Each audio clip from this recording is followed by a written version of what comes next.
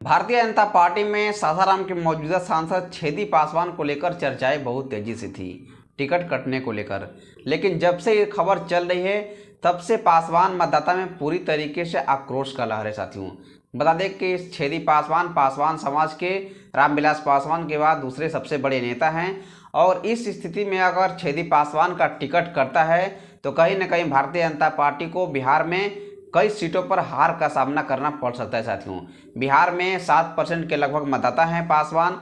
अगर इस स्थिति में छेदी पासवान का सासाराम लोकसभा क्षेत्र से टिकट कटना कहीं न कहीं भारतीय जनता पार्टी को कठिनाइयों का सामना करना पड़ सकता है। साथियों, बता दें कि छेदी पासवान जिस तरीके से सासाराम को एक विकसित शहर बना दिए जब से सांसद बने हैं और कहीं न कहीं इसका फैक्टर नज़र आ रहा है पूरी तरीके से। साथियों, पासवान मतदाता का पूरी तरीके से आक्रोश है कि अगर छेदी पासवान का अगर टिकट कटता है तो बिहार में कई सीटें भारतीय जनता पार्टी हार सकती है। साथियों, इससे कहीं न कहीं भारतीय जनता पार्टी में एक चर्चा का विषय बना हुआ है कि छेदी पासवान जी को एक बार फिर से पुनः टिकट दिया जाए। कहीं न कहीं अगर पासवान समाज का फैक्टर नज़र आ गया बिहार में तो पूरी तरीके से भारतीय जनता पार्टी ध्वस्त हो सकती है बिहार में। साथियों, छेदी पासवान पासवान समाज के दूसरे सबसे बड़े नेता हैं और कहीं न कहीं जिस तरीके से एनडीए गठबंधन में चिराग पासवान को शामिल किया गया वो हो गए, लेकिन दूसरे सबसे बड़े नेता छेदी पासवान आते हैं। सासाराम लोकसभा से सांसद रह चुके हैं 4 बार के।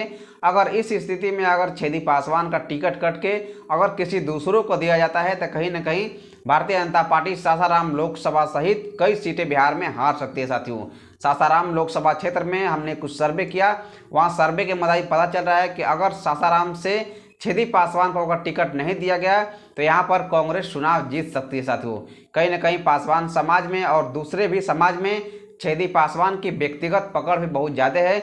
इसके खातिर पासवान समाज और भी अदर कास्ट के लोग छेदी पासवान से व्यक्तिगत रूप में जुड़े हुए हैं। साथियों, अगर छेदी पासवान का टिकट कटता है तो कहीं न कहीं भारतीय जनता पार्टी को बिहार में कई सीटें हार का सामना करना पड़ सकता है। साथियों, इस स्थिति में अगर छेदी पासवान अगर बुजुर्ग हो गए हैं इसके लिए अगर टिकट कटता है तो उनके बेटे रविशंकर पासवान जी को टिकट देना उचित होगा। साथियों, जिस तरीके से हमारा सर्वे आया है सासाराम लोकसभा के अंतर्गत से कि अगर टिकट कटता है छेदी पासवान जी का तो जो एमएलसी का चुनाव लड़ चुके हैं रविशंकर पासवान जी, उनका परफॉर्मेंस बहुत अच्छा रहा है, उसके अनुसार उनको टिकट दी जाए। साथियों, इसमें आप सभी क्या प्रतिक्रिया है कमेंट बॉक्स में जरूर दीजिए।